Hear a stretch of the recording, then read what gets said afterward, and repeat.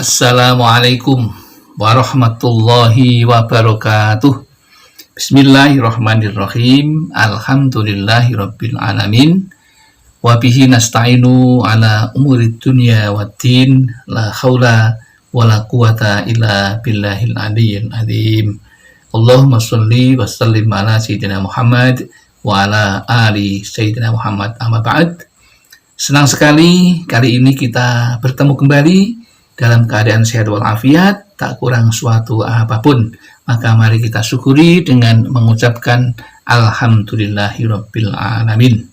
Sholawat dan salam semoga tercurah keharibaan baginda Rasulullah Shallallahu Alaihi Wasallam, Nabi yang kita cintai dan kita ikuti sunnah-sunnahnya.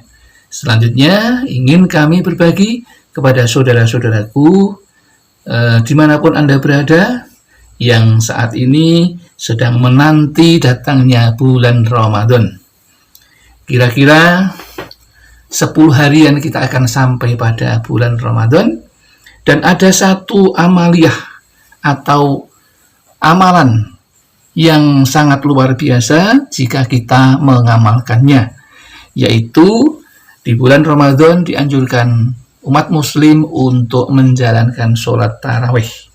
Ternyata ada 30 keutamaan luar biasa tarawih di bulan Ramadan yang perlu kita ketahui.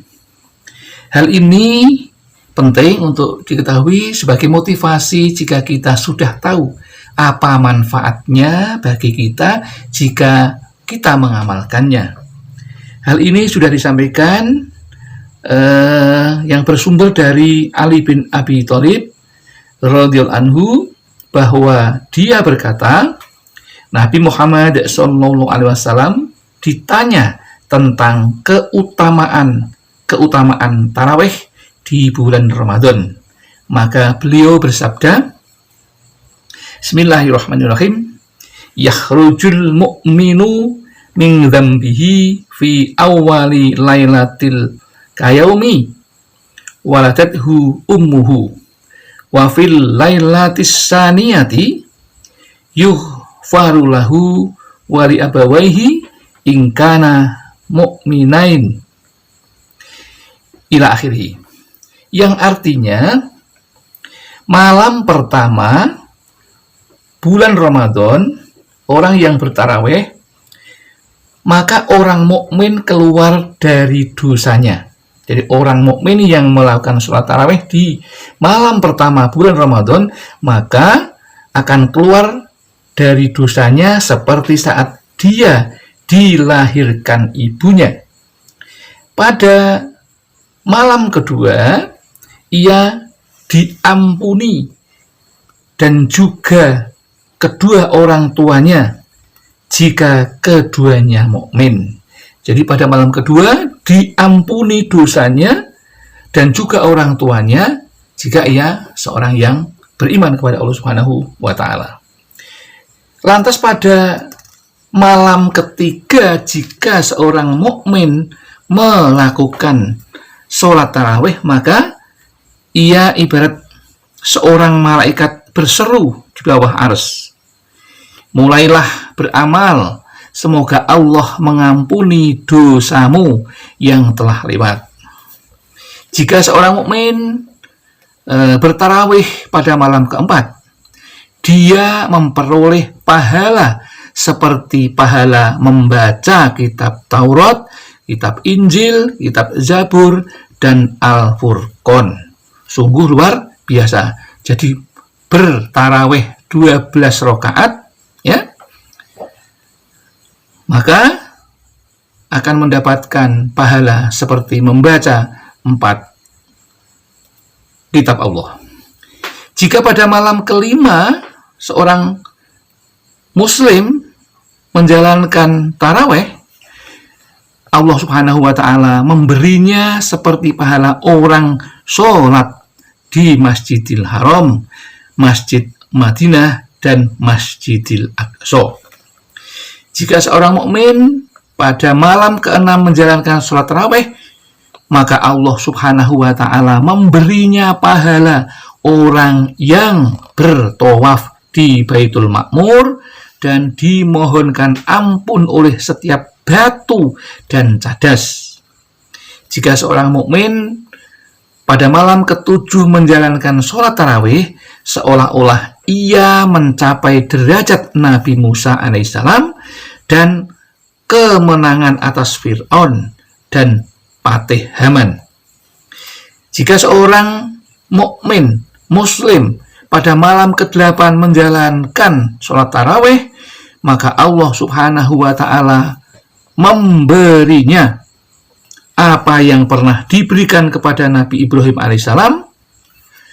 Dan pada malam ke-9 seorang muslim menjalankan sholat tarawih, seolah-olah ia menyembah Allah subhanahu wa ta'ala sebagaimana ibadah Nabi Muhammad sallallahu alaihi wasallam. Jika pada malam ke-10 menjalankan tarawih, Allah subhanahu wa ta'ala mengaruniai dia kebaikan dunia dan akhirat. Jika pada malam ke-11 masih menjalankan sholat tarawih, ia keluar dari dunia seperti saat ia dilahirkan dari perut ibunya, bersih tanpa dosa.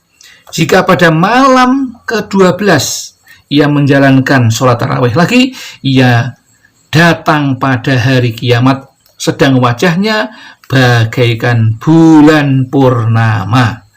Luar biasa, karena pada waktu itu semua orang akan berwajah hitam, ya, kecuali orang-orang yang mendapatkan pertolongan. Salah satu di antaranya adalah orang yang menjalankan sholat tarawih pada malam ke-12. Pada malam ke-13 apabila ia menjalankan sholat tarawih, ia datang pada hari kiamat dalam keadaan aman dari setiap keburukan. Dan pada malam ke-14 ia masih menjalankan sholat tarawih lagi, para malaikat datang seraya memberi kesaksian untuknya bahwa dia telah melakukan sholat tarawih, maka Allah tidak menghisapnya pada hari kiamat. Jadi kita akan bebas dari hisap Allah subhanahu wa ta'ala. Pada malam ke-15 masih menjalankan sholat tarawih lagi, maka ia didoakan oleh para malaikat dan para penanggung arsy dan kursi dengan doa kebaikan. Jika pada malam ke-16 masih menjalankan sholat tarawih lagi, maka Allah menetapkan baginya kebebasan untuk selamat dari neraka dan kebebasan masuk dalam surga. Sungguh luar biasa. Dan jika pada malam ke-17 ia masih menjalankan sholat tarawih, ia akan diberi seperti pahala para nabi. Dan jika pada malam ke-18 tidak putus menjalankan sholat tarawih, seorang malaikat menyeru, "Hai hamba Allah, sesungguhnya Allah ridho kepadamu dan kepada ibu bapakmu." Akan mendapatkan ridho dari orang tua. Pada malam ke-19 jika masih menjalankan tarawih lagi, maka Allah akan mengangkat derajat-derajatnya dalam surga Al-Firdaus. Dan jika pada malam ke-20 masih menjalankan sholat tarawih lagi, maka Allah akan memberi pahala para syuhada dan sholihin. Dan jika pada malam ke-21 masih menjalankan sholat tarawih tidak putus, maka Allah membangun untuknya sebuah gedung dari cahaya. Dan pada malam ke-22 masih menjalankan tarawih lagi, ia datang pada hari kiamat dalam keadaan aman dari setiap kesedihan dan kesusahan akhirat. Jika pada malam ke-23 ia masih lagi menjalankan sholat tarawih, maka Allah membangun untuknya sebuah kota dalam surga.